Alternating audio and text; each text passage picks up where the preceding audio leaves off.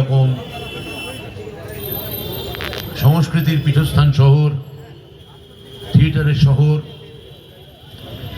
সাহিত্যের শহর, দেবাংশী শহর, রঘু চণ্ডালের হাড়ের শহর, সেই শহরে দাঁড়িয়ে এইরকম মাঝে মাঝে হিলি সীমান্ত থেকে ভেসে আসা অল্প অল্প ঈষদুষ্ণ বসন্তের হাওয়া, তার মাঝখানে এত অধ্যাপক, অধ্যাপিকা, শিক্ষক, শিক্ষিকা, আমি আপনাদের সবাইকে আমার অন্তর থেকে নমস্কার জানাই, সালাম জানাই। আপনারা দেখতে পাচ্ছেন আমাদের মঞ্চে ওয়েবকুপার অনেকেই বসে আছেন, অনেকে বক্তব্য রেখেছেন। আমার দুই সহসভাপতি সুমন বন্দ্যোপাধ্যায়, মণিশঙ্কর মণ্ডল, তারা এখানে বক্তব্য রাখলেন। আমার শিক্ষক নেতারা এখানে এসছেন, পলাশ, মইদুল, বিজন ওরা উপস্থিত হয়েছেন। আমার স্টেট কমিটির অনেকে ওয়েবকুপার, তারা বক্তব্য রাখলেন।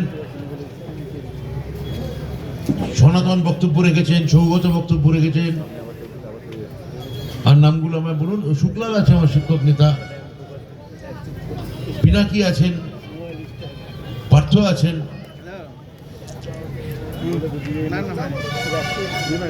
সিদ্দিকি বক্তব্য রেখেছে। বিশ্বজিৎ দেবব্রত সিংহর কবিতা পড়লেন। দেবব্রত সিংহর কবিতা আপনারা জানেন,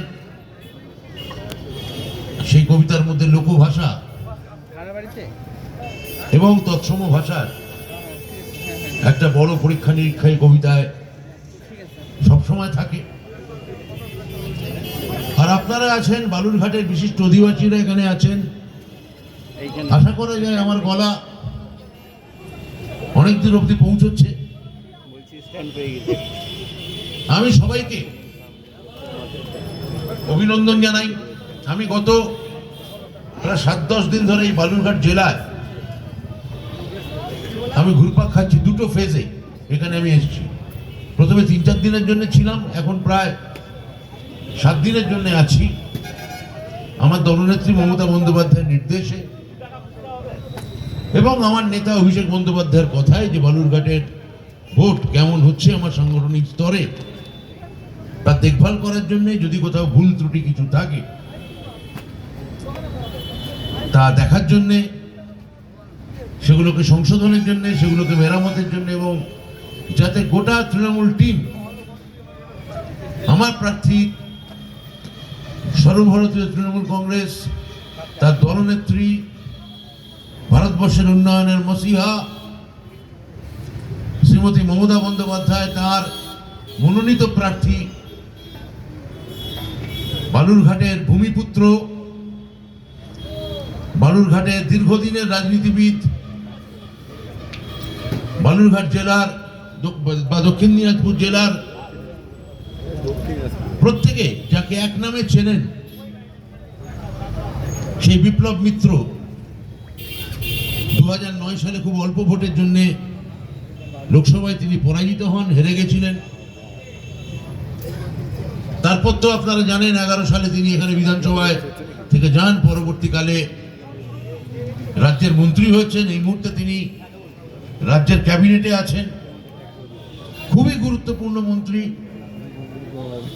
গোটা দক্ষিণ দিনাজপুর জেলার তৃণমূলের মুখ, ফেস বলা যেতে পারে বিপ্লব মিত্রকে।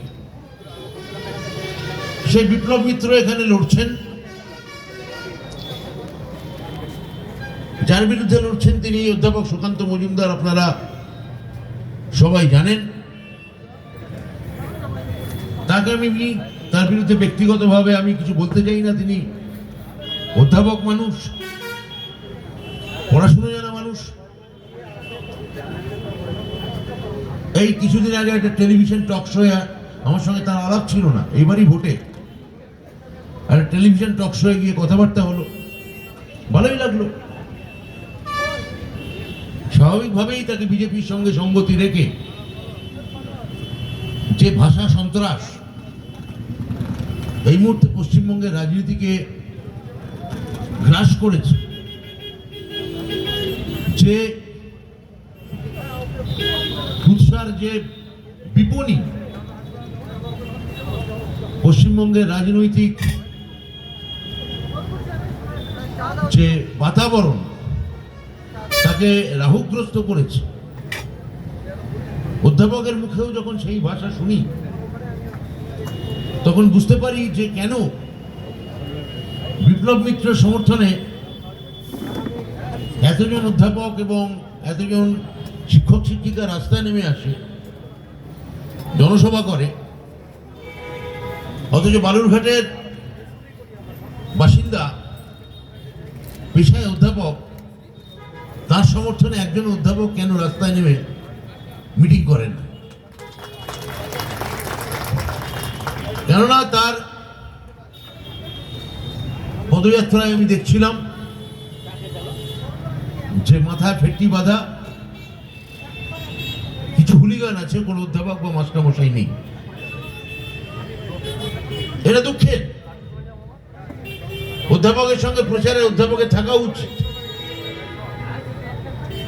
এমনকি তিনি যে বিশ্ববিদ্যালয়ে পড়ান তার অধ্যাপকরা আজকে এখানে এসে বিপ্লব মিত্র সমর্থনে ভোট চাইছেন, কিন্তু কেন জানি না তার সমর্থনে কেউ কিছু বলছেন না। আমাদের বালুরঘাটের চেয়ারম্যান এসছে, অশোক এসছে, থ্যাংক ইউ অশোক। এইটা আপনাদের ভাববার বিষয়। কেন বিজেপির সমস্ত এমপিরা একটা করে গ্রাম দত্তক নিলেও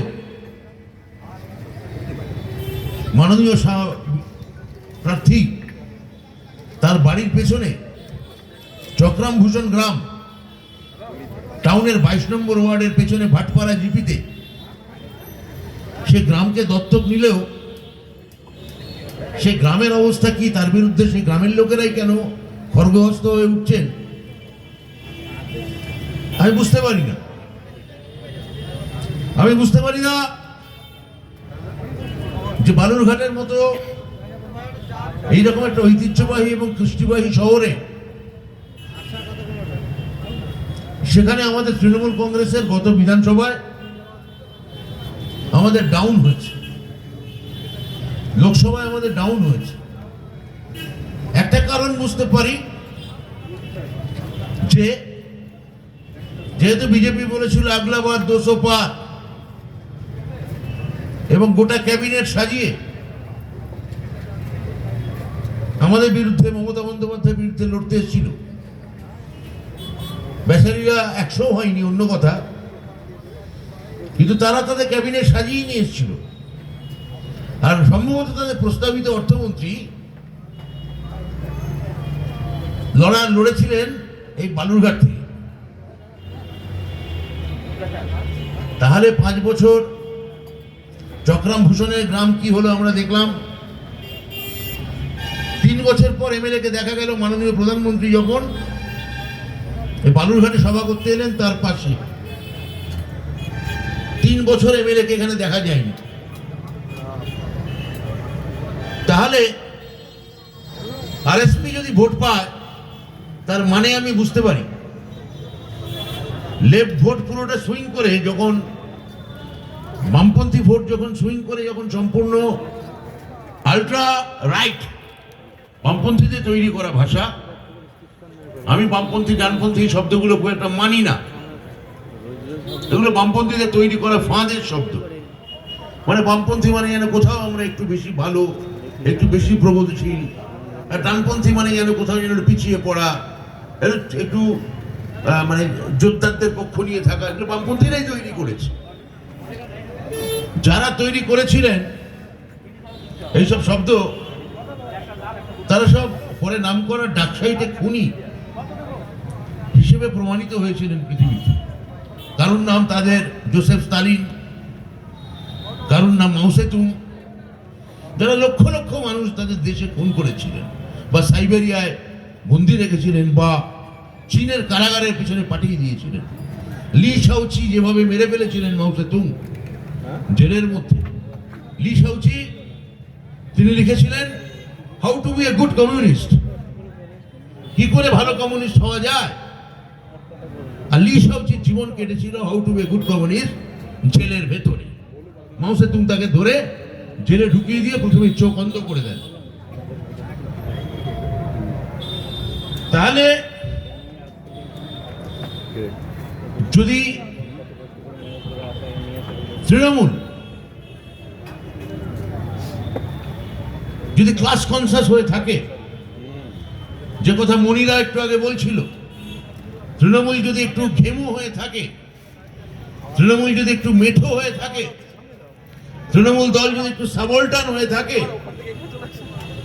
তাহলে তো এলিট বামপন্থী আপনাদের ভেতরে এত নারী বিদ্বেষ কেন? যেহেতু এই দলটা একজন মহিলা চালায়, মহিলাদের পছন্দ নয়, মহিলা নেতৃত্ব মানতে পারেন না,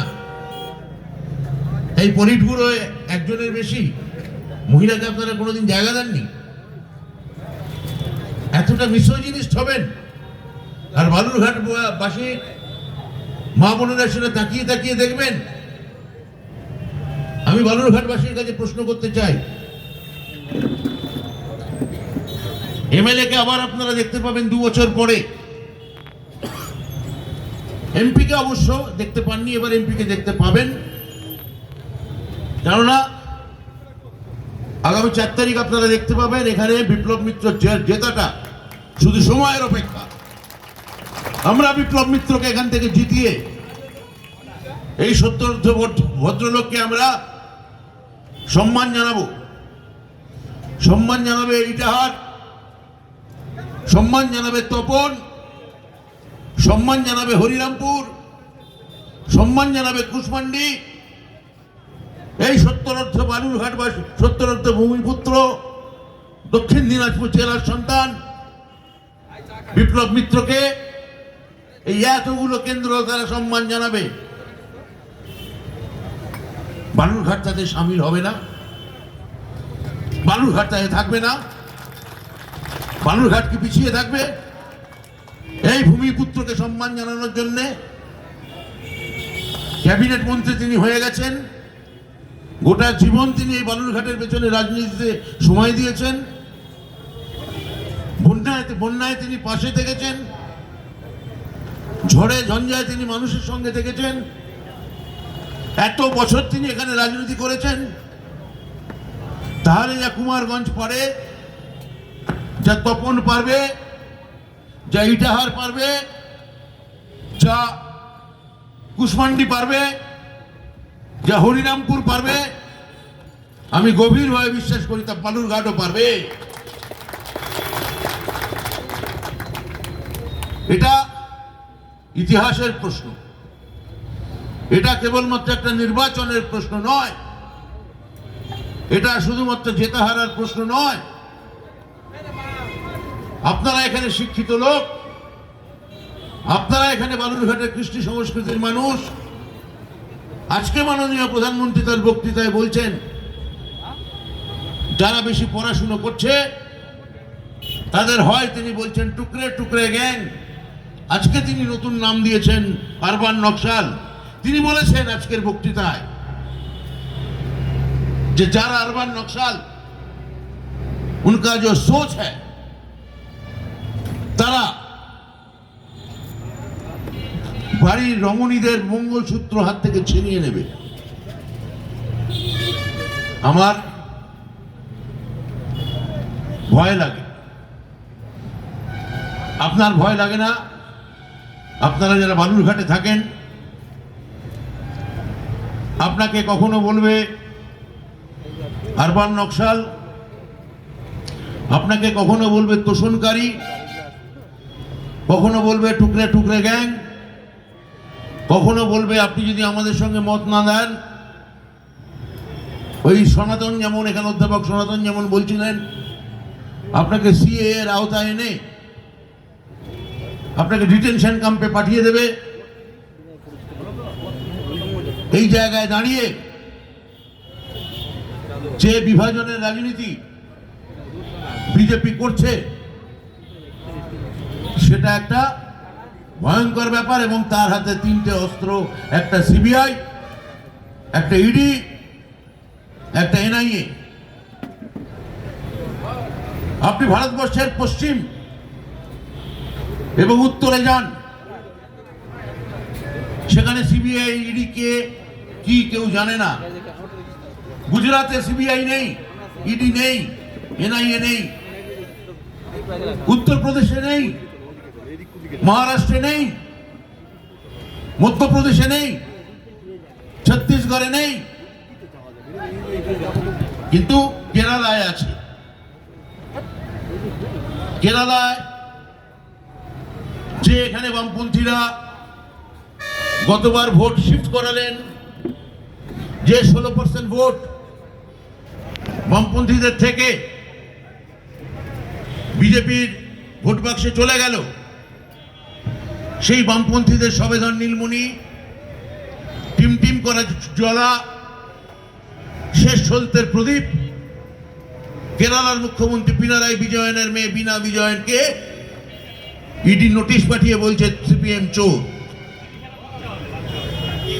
কর্ণাটকে বলছে কংগ্রেস চোর, কেরালে বলছে ডিএমকে মানে স্ট্যালিন, মুখ্যমন্ত্রী স্ট্যালিন চোর, তেলেঙ্গানায় বলছে কেসিআর এর মেয়ে চোর, পশ্চিমবঙ্গে বলছে তৃণমূল কংগ্রেস চোর।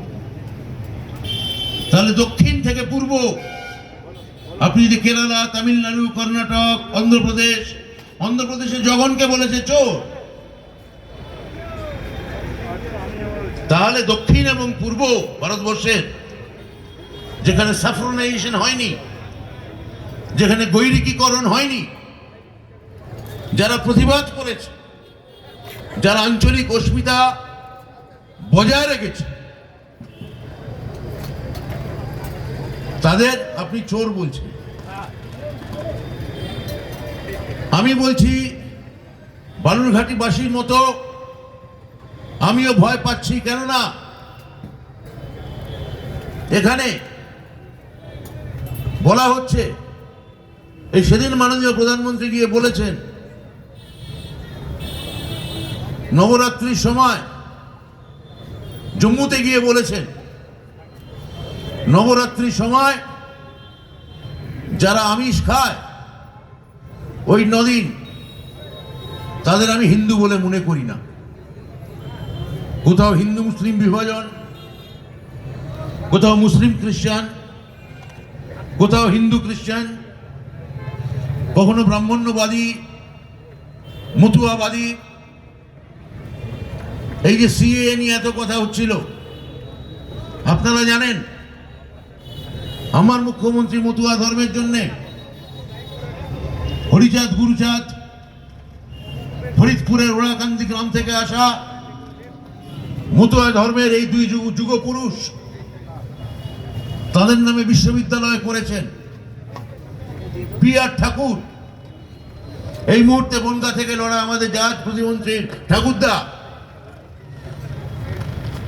77 সালের পর, 79 সালের পর যিনি রাজনীতি থেকে সক্রিয় অবসর গ্রহণ করেন, হরিণঘাটা সিট থেকে যিনি প্রথম MP হয়েছিলেন, সে PR ঠাকুরের নামে কলেজ করেছেন মমতা ব্যানার্জি। মন্দির সংস্কার করেছি আমরা, অথচ সনাতন রাজা বলছিল ওই সনাতন ধর্মাবলম্বী রাম মন্দিরে হরিচাঁদ গুরুচাঁদের মন্দিরের মাটি ঢুকতে দেওয়া হয়নি, কেননা বলা হয়েছে ব্রাহ্মণদের দেবতার মাটি, পুজোর মাটি তো নয়। তাহলে এইভাবে সব জায়গায় বিভাজন করা। মন্দির সংস্কার তো এখানে করেছেন। আমি মতুয়া ভাই বোনদের বলতে চাই, আপনারা কেন দাবি তুলছেন না? পশ্চিমবঙ্গে তো হরিচাঁদ গুরুচাঁদের প্রসার হয়ে গেছে, হবেও, মুখ্যমন্ত্রী করেছেন, করবেন। একটা গুজরাটে সোমনাথ মন্দিরের পাশে একটা হরিচাঁদ গুরুচাঁদের মূর্তি করে দেখেন না, ওখানে কেন হবে না? গুজরাটে কেন মতুয়া ধর্মের প্রচার হবে না? করতে দেবে না বন্ধু, করতে দেবে না। আপনাদের বাঙালি, আপনাদের আমিষাসী, আপনাদের দলিত ইত্যাদি তকমা দিয়ে ওই এনআরসি সিএ নামক ধোঁকা জুমলা দিয়ে ভোটটা বাগিয়ে নিয়ে চলে যাবে। আপনাদের তারপর চিনবে না, 5 বছর অন্তত চিনবে না। 5 বছর আগে এনআরসি তৈরি হয়েছিল রুল ফ্রেম করতে। এই বালুরঘাট শহরে অনেক বিশিষ্ট আইনজীবী আছে, আমরা জানি। আপনারা বলুন যে আইন তৈরি হচ্ছে তার রুল ফ্রেম করতে কখনো 5 বছর লাগা উচিত? তাহলে এনআরসি বা সিএ ওটা হচ্ছে একটা প্রতারণা। যেভাবে গঙ্গাসাগর প্রকল্প, গঙ্গাসাগরকে যখন ঢেলে হিন্দু তীর্থযাত্রীদের জন্য মুখ্যমন্ত্রী ঢেলে সাজান, সেখানে কেন্দ্রীয় সরকারের অবদান কি? শূন্য। কালীঘাট মন্দিরের যখন স্কাইওয়াক বা দক্ষিণেশ্বর মন্দিরের যখন স্কাইওয়াক মুখ্যমন্ত্রী তৈরি করেন, সেখানে কেন্দ্রীয় সরকার কত টাকা দিয়েছেন? উত্তর হচ্ছে 0, শূন্য। তাহলে মুখ্যমন্ত্রী হিন্দু ধর্মের জন্য আছেন, মতুয়া ধর্মের জন্য আছেন, সংখ্যালঘু ভাই বোনের জন্য আছেন, খ্রিস্টানদের জন্য আছেন, শিখদের জন্য আছেন। আমরা গর্বের সঙ্গে দুর্গা পুজো করি, আমরা গর্বের সঙ্গে ঈদ পালন করি, আমরা গর্বের সঙ্গে বড়দিন পালন করি। কেননা বাংলা বরাবর একটা মিশ্র সংস্কৃতি। 1205 থেকে 1538 ইখতিয়ারউদ্দিন বিন মোহাম্মদ বখতিয়ার খিলজি থেকে শশাঙ্ক এবং শশাঙ্কর মতো যিনি শৈব ছিলেন, লক্ষণ সেন, তার যে ধর্ম, আপনারা ইতিহাস বইতে পড়ে দেখবেন। আমরা কম বয়সে কি পড়েছি? অমুক রাজা বৈষ্ণব, অমুক রাজা শৈব, অমুক রাজা বৌদ্ধ। হিন্দু শব্দটা একদম সাহেবদের আমদানি। 19th সেঞ্চুরির পর হিন্দু শব্দটা তৈরি হলো। এই ঔপনিবেশিক ফাঁদ, সেটা বিজেপি আবার নতুন করে ফিরিয়ে আনতে চাইছে। তাই আমি এটা ভয় পাই, আপনারও ভয় পাওয়া উচিত। কেননা মধ্যরাতে আপনার বাড়িতে, বালুরঘাটের কারোর বাড়িতে ঢুকে ফ্রিজ খুলে কেউ দেখতে পারে এই পুনর্ভাবা নদী, এই আত্রেয়ী নদীর মাছ আপনার বাড়ির ফ্রিজে আছে কি নেই? আপনার বাড়ির ফ্রিজ খুলে দেখতে পারে আপনি কিসের মাংস রেখেছেন। ভাববেন না মিথ্যে, ভুয়ো কোনো কথা বলছি। উত্তরপ্রদেশে হয়েছে, মধ্যপ্রদেশে হয়েছে। এবার মধ্যপ্রদেশে নির্বাচনে জেতার পর সমস্ত মাছ মাংসের দোকান বন্ধ করে দেওয়া হয়েছিল। আপনি প্রাকৃতিক কারণে আমিষাশী, আমি ব্যক্তিগতভাবে হয়তো আমিষও খেতে পারি, নিরামিষও খেতে পারি, কিন্তু আমি কি আপনাকে মাথায় বন্দুক ঠেকিয়ে বলতে পারি আপনাকে নিরামিষ খেতেই হবে? আর কোন নিরামিষাশীকে কি আপনি মাথায় বন্দুক ঠেকিয়ে বলতে পারেন আপনাকে আমিষ খেতেই হবে? আপনার ভয় হয় না? আপনার মেরুদণ্ড বা শিরদাঁড়া দিয়ে একটা ঠান্ডা হিমেল স্রোত ধীরে ধীরে নেমে আসে না? এই আতঙ্কের উপত্যকা, এই ভয়ের রাজনীতি, এই হুমকির রাজনীতি, এই ভাষা সন্ত্রাসের রাজনীতি বিজেপি পশ্চিমবঙ্গে কায়েম করতে চাইছে। এবং আমার দুঃখ হয় যখন তাতে একজন অধ্যাপক সামিল হন।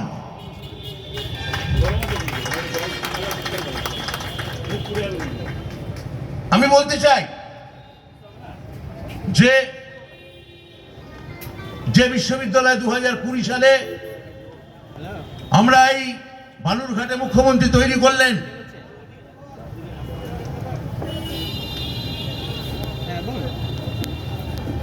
কুমারগঞ্জে কলেজ তৈরি হলো, গঙ্গারামপুরে কলেজ তৈরি হলো। মুখ্যমন্ত্রী বলেছেন আরেকটি মহিলাদের কলেজ এই জেলায় তৈরি হবে। আমি আপনাদের আশ্বস্ত করে বলি, বিজেপি একটা প্রচার চালাচ্ছে যে ইউনিভার্সিটি নাকি বালুরঘাট থেকে আমরা গঙ্গারামপুর থেকে সরিয়ে নিয়ে যাব। আমি আপনাদের আশ্বস্ত করছি, এই ইউনিভার্সিটি বালুরঘাটে ছিল, আছে এবং থাকবে। পূর্ত দপ্তরের কাছে স্যাংশন হয়ে গেছে। এই বিশ্ববিদ্যালয়ের জন্যই বা সাংসদ তহবিল থেকে কত টাকা এসছে? উত্তর হচ্ছে শূন্য, জিরো। তাহলে আমি বুনিয়াদপুরে রেল ফ্যাক্টরি তুলে দেব, কেননা ওটা মমতা ব্যানার্জি তৈরি করেছিলেন। ওই ফ্যাক্টরি তৈরি হলে যেমন বালুরঘাট থেকে অজস্র শিক্ষক, অজস্র অধ্যাপক তৈরি হয়েছিল, এই কলেজের কারণে কেউ এখন এই সানোয়ারদের মতো বা আরো আমার যারা এখানে কম বয়সী ছেলে মেয়েদের সঙ্গে আলাপ হলো, তারা ঘরের কাছে কেউ হয়তো কলেজে যেতে পারছেন বা আবেদন করতে পারছেন। ওই ফ্যাক্টরি হলে অন্তত 50,000 ছেলে মেয়ে এই জেলা থেকে ওখানে চাকরি পেতে পারতেন, কিন্তু ওই বিজেপি সরকার ওই ফ্যাক্টরি বন্ধ করে দিলেন, কেননা ওটা তো মমতা ব্যানার্জির করা। আপনারা শিল্প নিয়ে মিথ্যা কথা বলবেন, কর্মসংস্থান নিয়ে মিথ্যে কথা বলবেন। কর্মসংস্থানের সুযোগ তৈরি হলে সে ফ্যাক্টরি বন্ধ করে দেবেন। গ্রাম দত্তক নিয়ে তার মতো ঠিক করে কাজ করবেন না। তাহলে কলেজ তৈরি করব আমরা, বংশীহারিতে আদিবাসী মডেল স্কুল তৈরি করব আমরা, গঙ্গারামপুরে কলেজ তৈরি করব আমরা, বালুরঘাটে বিশ্ববিদ্যালয় তৈরি করব আমরা। আর আপনারা এসে দুপাশে দুটো জুজু হাতে আপনারা পশ্চিমবঙ্গে ঢুকে বলবেন তোমরা নিরামিষ খাও, না খেলে তোমাদের সিবিআই ধরিয়ে দেবো। লে ছু ছু, সিবিআই এসে গেছে, লে ছু ছু, ইডি এসে গেছে। জুজু দেখাচ্ছ, জুজু। আমরা এই জুজুতে ভয় পাই না, কেননা ওই 77 সালের আগে মাননীয় প্রধানমন্ত্রী ইন্দিরা গান্ধী ঠিক যা যা করেছিলেন, পলিটিশিয়ানদের জেলে ভরেছিলেন, জয়প্রকাশ নারায়ণ জেলে গেছিলেন, জর্জ ফার্নান্ডেজ জেলে গেছিলেন, অটল বিহারী বাজপেয়ী জেলে গেছিলেন, লাল কৃষ্ণ আডবাণী জেলে গেছিলেন। না, যদিও সিপিএম এর কেউ জেলে যাননি, অন্য কথা, অন্য কথা, কিন্তু জেলে ভরেছিলেন। এমনকি ব্যক্তিগত শত্রুতা ছিল বলে কোচবিহারের মহারানী গায়ত্রী দেবীকেও জেলে ভরেছিলেন। প্রতিটা সমীক্ষা বলেছিল, র রিপোর্ট দিয়েছিল, কেন্দ্রীয় গোয়েন্দা সংস্থা ইন্দিরা গান্ধীকে রিপোর্ট দিয়েছিল। আপনি এখন জরুরি অবস্থা তুলে নিতে পারেন, ফেব্রুয়ারি মাসে ইলেকশনের ডাক দিতে পারেন। সেই কথা শুনে সমস্ত সার্ভের রিপোর্ট নিয়ে সমস্ত বিরোধী নেতাদের জেলে ঢুকিয়ে গোটা ভারতবর্ষ জুড়ে তখন কংগ্রেস হাওয়া বইছে। সেই অবস্থায় ইন্দিরা গান্ধী ভোটে লড়েন, তার ছেলে সঞ্জয় গান্ধী ভোটে লড়েন, একজন রায়বেরেলি আর একজন আমেঠি থেকে, এবং ছিন্ন বিচ্ছিন্ন জেলে থাকা জনতা দল, কোন রকমে এক জোড়াতালি দিয়ে দল দাঁড় করানো জনতা দল, যাদের বিরোধী কোনো মুখ ছিল না, বিরোধী কোনো ফেস ছিল না, গোটা ভারতবর্ষ যেদিন স্ট্যাম্প মেরে জানিয়ে দিয়েছিল ইন্দিরা গান্ধী বিদায়। ইতিহাসের পুনরাবৃত্তি হয় না, কিন্তু ইতিহাসের সম্প্রসারণ হয়। ইতিহাস ফিরে আসে, নতুন চেহারায় ফিরে আসে। ঐতিহাসিকরা বলেছেন, যা অতীতে লুকিয়ে আছে তাই হচ্ছে আগামীর ইতিহাস। ঠিক 2024 সালে ভারতবর্ষে 77 সালের মতো একটা ছমছম করা, গা ছমছম করা একটা সন্ত্রাসের বাতাবরণ তৈরি হয়েছে, যেখানে প্রকাশ্যে দাঁড়িয়ে নেতা নেত্রীরা হুমকি দিচ্ছেন বিজেপির, জেলে ভরে দেওয়ার ভয় দেখাচ্ছেন, সামাজিক কুৎসা করছেন। ইতিহাস বড় নির্মম। এরপর যে কমিশন বসেছিল শাহ কমিশন থেকে, মণিপুরে যে কমিশনটা হয়েছিল সেখানে এমন অভিযোগও শুনতে হয়েছিল ভারতবর্ষের প্রাক্তন প্রধানমন্ত্রীকে যে উনি সেখানে মণিপুরে গিয়ে 2টো মুরগির ডিম চুরি করেছে। তো গণতন্ত্র এটাই, সংসদীয় গণতন্ত্র এটা। আপনি রাজস্থান কোর্টে মনুর মূর্তি প্রতিষ্ঠা করতে পারেন, আপনি বলতে পারেন সংবিধান তুলে দিয়ে মনুস্মৃতি নিয়ে আসবো, মনুসংহিতা নিয়ে আসবো, যে মনুসংহিতা জাতপাতের ভেদের কথা বলে, যে মনুসংহিতা বলে যে শূদ্রের নিচে থাকে নারীরা, তাকে আপনারা ভারতের সংবিধান বানাতে চাইছেন। স্বাধীনতার সময় সমস্ত ব্রিটিশ আমলা বলেছিলেন, চার্চিল বলেছিলেন আমি ভারতবর্ষকে দেব না, এর অসভ্য দেশ, আমরা ওদের রেলগাড়ি দিয়েছি, আমরা ওদের শার্ট প্যান্ট দিয়েছি, আমরা ওদের ল দিয়েছি, আমরা যদি ওদের স্বাধীনতা দিই 100 বছরের মধ্যে দেশটা বর্বরদের হাতে চলে যাবে। আমি চার্চিলের কথায় প্রতিবাদ জানাই, কিন্তু সমস্ত সাহেবী আমলারা বলেছিল 100 বছরে যাবে না, 50 বছরে যাবে না, ভারতবর্ষ ভেঙে যাবে। কেননা স্পেনের সঙ্গে জার্মানির যা তফাৎ, ইংল্যান্ডের সঙ্গে ফ্রান্সের যা তফাৎ, তার থেকে অনেক বেশি তফাৎ হচ্ছে তামিলনাড়ুর সঙ্গে বাংলার বা পাঞ্জাবের সঙ্গে আসামের। এ দেশ 50 বছর ভারতীয়রা টেকাতে পারবে না, কিন্তু ভারতবর্ষ টিকে গেছে, গণতন্ত্র মজবুত হয়েছে, আসামের অসমীয়া ভাষা সম্মান পেয়েছে, তামিলনাড়ু তামিল ভাষা সম্মান পেয়েছে। আপনি যদি বালুরঘাট থেকে কোনো ট্রেন ধরেন, মমতা বন্দ্যোপাধ্যায় তৈরি করা 1 লাখি বালুরঘাট সেই লাইন, সেই ট্রেনে চড়ে আপনি যদি চেন্নাই যান, 3 ঘন্টা অন্তর অন্তর আপনার সামনের উল্টো দিকের লোকটা বদলে যাবে, তার পোশাক বদলে যাবে, তার ভাষা বদলে যাবে, তার ধর্ম বদলে যাবে, তার খাবার দাবার বদলে যাবে। অথচ ওইটাই ভারতবর্ষ।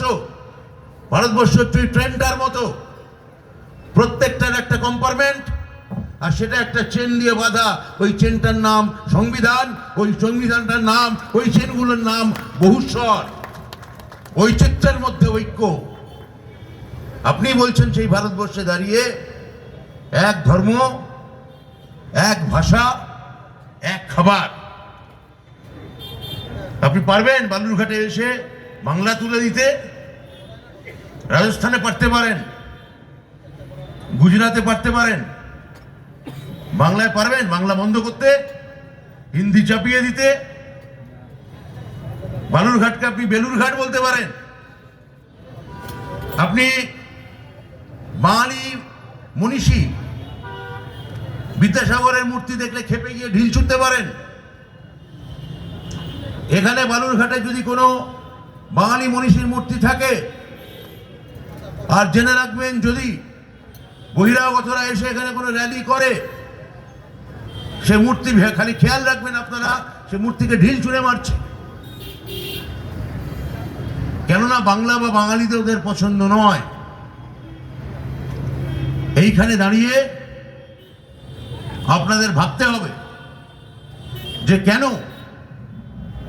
আমরা বিপ্লব মিত্রের হয়ে ভোট চাইতে এই গোটা অধ্যাপক সমাজ রাস্তায় নেমে এসেছে। আমি তো আবার বলছি, এই অধ্যাপক নিয়ে, তার কলিগদের নিয়ে মাননীয় সংসদ এখানে একটা মিটিং করুন। কোন অধ্যাপক পাবেন? উত্তর হচ্ছে না, পাবেন না। আমি আমার এই অধ্যাপক বন্ধুদের, বিশেষত এখানে যারা এই সভার উদ্যোগ নিলেন, সানোয়ার থেকে সৌগত, তাদের ধন্যবাদ জানাই, অভিনন্দন জানাই।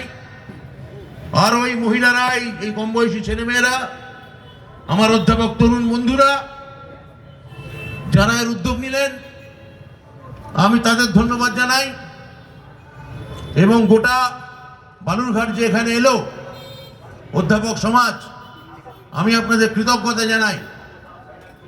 আগামী 26 তারিখ 2 নম্বর বোতামে বিপ্লব মিত্র হয়ে আমি ভোট চাইছি। আমি ভোট চাইছি কনভিকশন থেকে, আমি ভোট চাইছি কোনো রাজনৈতিক কম্পালশন থেকে নয়। আমি ভোট চাইছি, আমি বিশ্বাস করি বিপ্লব মিত্রর এই বালুরঘাট থেকে দিল্লি যাওয়া উচিত। আমি তাই বলছি, যা তপন বলছে তা বালুরঘাট বলুক, যা হরিরামপুর বলছে তা বালুরঘাট বলুক, যা ইটাহার বলছে তা বালুরঘাট বলুক, যা হরিরামপুর বলছে, যা কুমারগঞ্জ বলছে, যা কুশমান্ডি বলছে তা বালুরঘাট বলুক। 26-এ আপনারা আবার আমরা এই শহর থেকে নতুন ভূমিপুত্র মেরে দেব, যাকে পাওয়া যায়, যাকে দেখা যায়। এই আবেদন রেখে বিপ্লব মিত্রর হয়ে আবার বড়জোরে ভোট ভিক্ষা করে আমি আপনাদের অনেক অভিনন্দন, অনেক ধন্যবাদ, অনেক কৃতজ্ঞতা জানিয়ে আমার বক্তব্য এখানেই শেষ করছি। তৃণমূল কংগ্রেস জিন্দাবাদ, অভিষেক বন্দ্যোপাধ্যায় জিন্দাবাদ, মমতা বন্দ্যোপাধ্যায় জিন্দাবাদ।